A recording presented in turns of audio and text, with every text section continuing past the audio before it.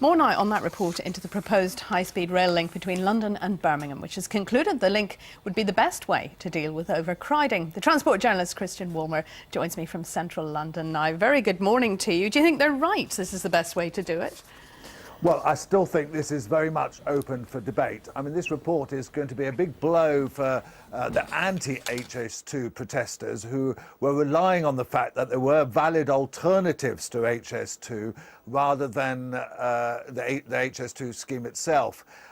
But I've read the report this morning, and there's still quite a lot of holes that can be picked in it. For example, it says that one of the reasons why these alternatives are not so good is that there'll be a lot of disruption in implementing the improvements. But of course, there will be a lot of disruption on HS2 itself.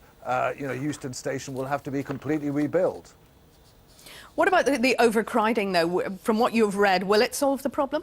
Well, that's the key point that this report, which was prepared by Network Rail, which runs Britain's track and infrastructure, that's the key point they make, that there will still be a lot of overcrowding, particularly for commuters at the southern end of the West Coast line, if these proposals were done instead of HS2.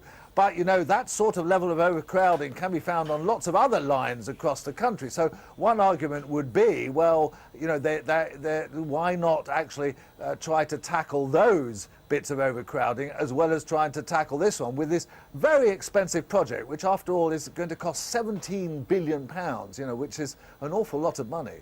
Yeah, I mean, especially in times of austerity, when maybe that money might be better put into better things. Well, yes. I mean, the government is going to give the go-ahead to this. It's announcing the results of the consultation on Tuesday, and it's clear that it's going to say, yes, we should proceed with that. Why do you think it's clear? Oh, because the way that they're briefing and the release of this report and so on makes it very clear that, Justin Green, the new Transport Secretary, was supposed to decide this before Christmas. She hesitated a bit, presumably to look at the consultation again, but clearly she's going to give the go-ahead to it. All the signs are there.